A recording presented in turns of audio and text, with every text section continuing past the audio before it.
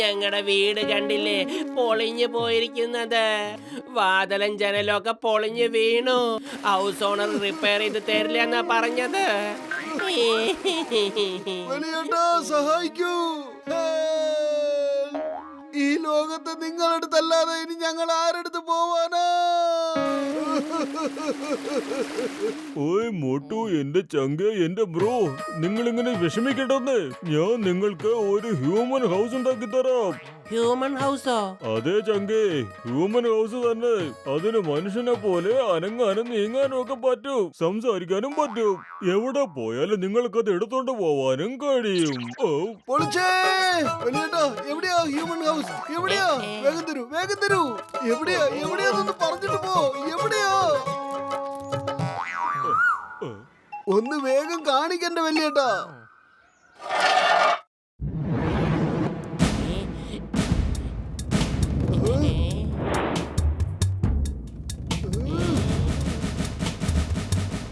Good morning doctor ചട്ക.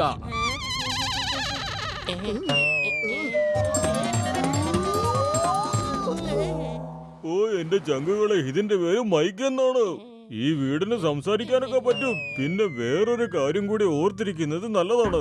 ഇതിന് വൃത്തിയാക്കുന്നത് ഒരുപാട് ഇഷ്ടമാണ്. നിങ്ങൾ രാത്രി തിരിച്ചു വരുമ്പോ എൻട്രി ഫീസ് കൊടുക്കാതെ ഇത് ഡോർ തുറക്കുന്ന പ്രസ്ഥാനമേ ഇല്ല. എൻട്രി ഫീ വെറും 50 രൂപയാണ്. അത്രേ ഉള്ളൂ. 50 രൂപ എൻട്രി ഫീസോ? അതിന്റെ മെയിൻ്റെനൻസിന് വേണ്ടിയിട്ടാണ് കാശ് വാങ്ങുന്നത്.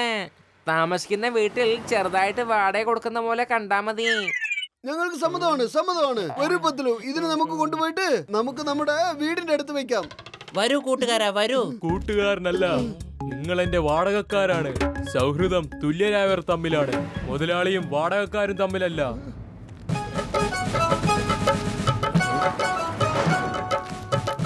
ഇതെന്താ മോട്ടു, കെട്ടിടം കൂടെ നടക്കുന്നുണ്ടല്ലോ, അതിശയമായിരിക്കുന്നു. ഇത് ഡോക്ടർ ജഡ്കേന്റെ അടുത്ത് മേടിച്ചതാ. ഇനി ഞങ്ങൾക്ക് താമസിക്കാൻ ഒരു പ്രശ്നവും ഇല്ല. ഇനി ഞങ്ങൾ ഇതിലാ താമസിക്കുക.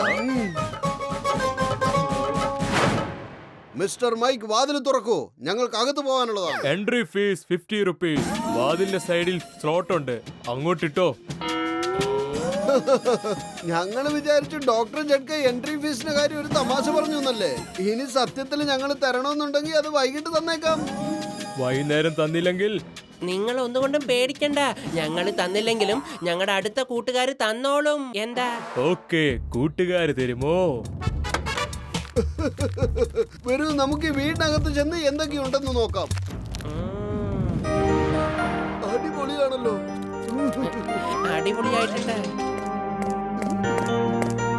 ചെരുപ്പൂരിട്ട് അകത്തേക്ക് കയറിയാ മതി. സ്വന്തം വീടിനെ വൃത്തിയായി സൂക്ഷിക്കാൻ പഠിക്കണം. ചെരുപ്പിന്റെയും ഷൂവിന്റെയും അടിയിലുള്ള അഴുക്കുകൾ അകത്തേക്കാവും. അത് നമ്മളുടെ ആരോഗ്യത്തിന് നല്ലതല്ല. എടോ, തന്റെ ഈ വാചകോടി നിർത്തുന്നുണ്ടോ? ചെരുപ്പ് ഷൂ ഒന്നും ഞങ്ങൾ ഊരില്ല. നീ എന്ത് ചെയ്യുന്ന?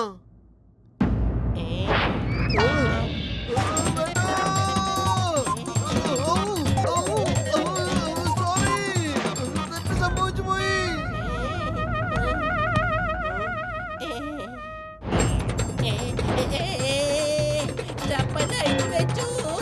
ഇനി ഞങ്ങൾ അഴിച്ചു വെച്ചോളാം.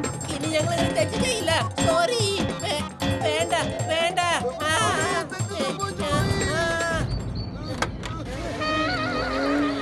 അടുക്കളയുടെ പാത്രം കഴിയാൻ വല്ല വേലക്കാരും വരുവോടെ? ഇല്ല ഇല്ല, ഞങ്ങൾ തന്നെയാ കഴുകുന്നത്. പിന്നെ ഈ കഴുകാത്ത പാത്രങ്ങളൊക്കെ അടുക്കളയിൽ ഇട്ടിട്ട് നീയൊക്കെ എങ്ങോട്ടായി പോകുന്നേ?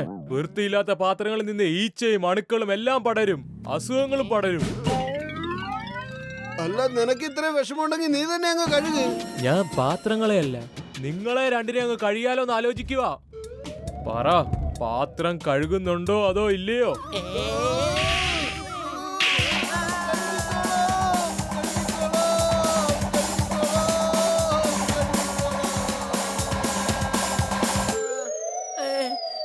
വാതിൽ തുറക്ക്. ഞങ്ങൾ അകത്ത് വന്ന് പാത്രങ്ങളൊക്കെ ക്ലീൻ ചെയ്ത് വെച്ചോളാം. എൻട്രി ഫീസ് താ ആദ്യം. ഇപ്പൊ ഞങ്ങളുടെ കയ്യിൽ പൈസ ഇല്ല. പൈസ മേടിക്കാനാ ഞങ്ങൾ പോകുന്നത്. ഇപ്പൊ നീ പറ, പാത്രം കഴുകാൻ നീ വാതിൽ തുറക്കുന്നുണ്ടോ അതോ ഞങ്ങൾ പോണോ? ആ പാത്രങ്ങൾ വിട്ടിട്ട് ഞാൻ പോകാൻ സമ്മതിക്കില്ല.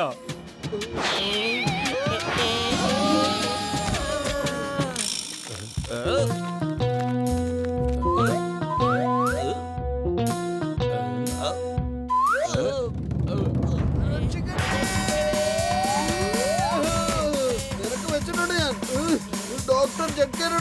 പോയിട്ട് വരട്ടെ.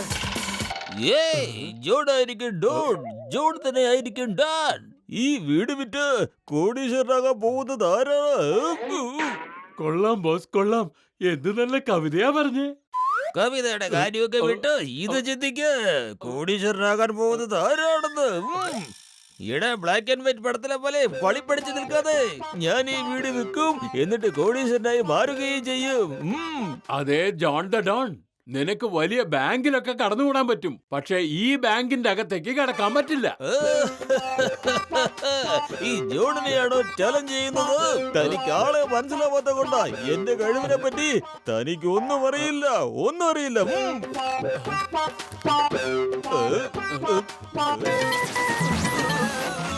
പരിചയമില്ലാത്തവർക്കുള്ളിലേക്ക് വരാൻ അനുവാദമില്ല. ഞാൻ മോട്ടു പത്ലുവിന്റെ കൂട്ടുകാരനാ, അല്ലാതെ അപരിചിതരൊന്നും അല്ല. കൂട്ടുകാരാണെങ്കിൽ ഓക്കെ. അതെ താങ്ക് യു.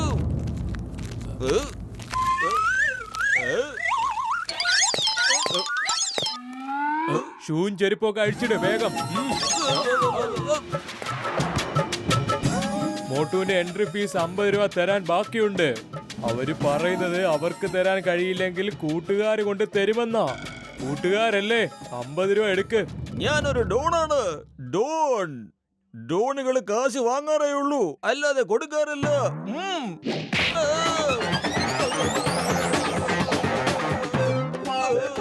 എന്റെ പൊന്നു വീട്, ഞാൻ മോഷ്ടിച്ചാണ് പൈസയൊക്കെ ഉണ്ടാക്കുന്നത്. ഈ രാവിലെ ഞാൻ എവിടെ പോയി മോഷ്ടിക്കാനാ? മോഷണമൊക്കെ രാത്രിയിലല്ലേ നടക്കൂ. ഇനിയിപ്പൊ ഇവൻ എന്റെ അടുത്ത് കടം ചോദിക്കും. ഞാൻ കണക്ക് കൂട്ടുന്നതിൽ മിടുക്കനാണല്ലോ. അതുകൊണ്ട് ഇവന് എന്തെങ്കിലുമൊക്കെ പറഞ്ഞൊന്ന് കൺഫ്യൂസ് ചെയ്യിക്കണം. പണം വാങ്ങിക്കണമോ അതോ വേണ്ടയോ എന്ന്.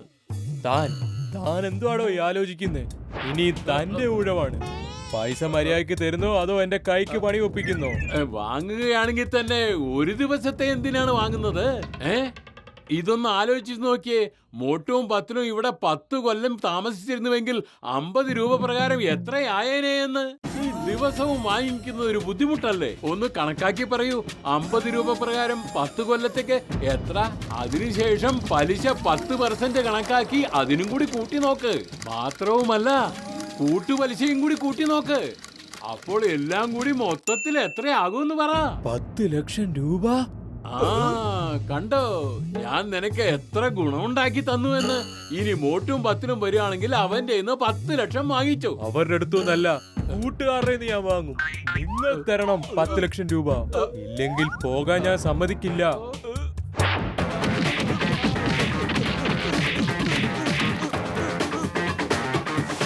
ഇന്ന് നിന്റെ 50 രൂപ.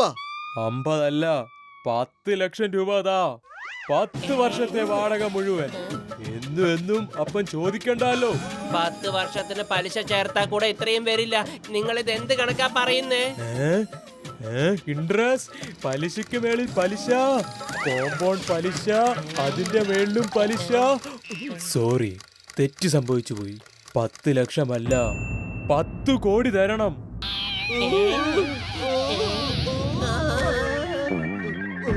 10 കോടി പോയിട്ട് 10 പൈസ പോലും ഞാൻ തരില്ല. വലിയേട്ടാ, ഇവന് പറഞ്ഞ് മനസ്സിലാക്കി കൊടുക്കും. വലിയേട്ടൻ പിന്നെ മനസ്സിലാക്കിക്കോളും. ആദ്യം ഞാൻ മനസ്സിലാക്കി തരാം.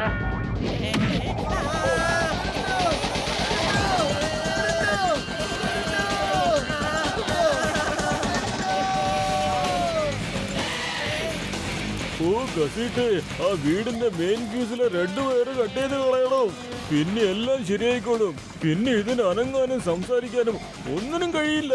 10 കോടി താ, 10 കോടി തരാൻ.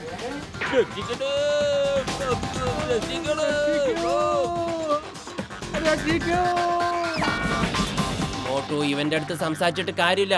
നീ ഇങ്ങനെ ഓടിക്കൊണ്ടിരിക്കെ, ഞാൻ പുറകിലൂടെ പോയി ഫ്യൂസ് വയർ അഴിച്ചിട്ടേക്കാം.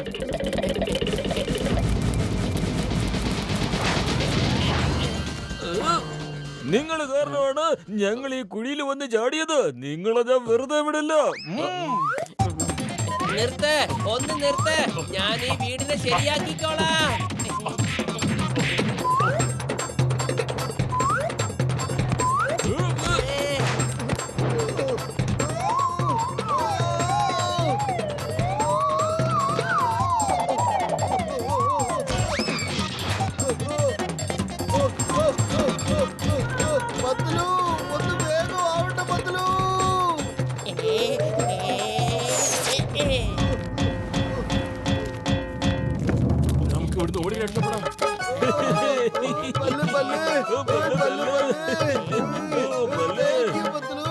നമ്മൾ രക്ഷപ്പെട്ടു രക്ഷപ്പെട്ടു. ഓയ് പത്ലു, എന്റെ ചങ്ക്, നീ വളരെ നല്ലൊരു കാര്യമാണ് ചെയ്തത്.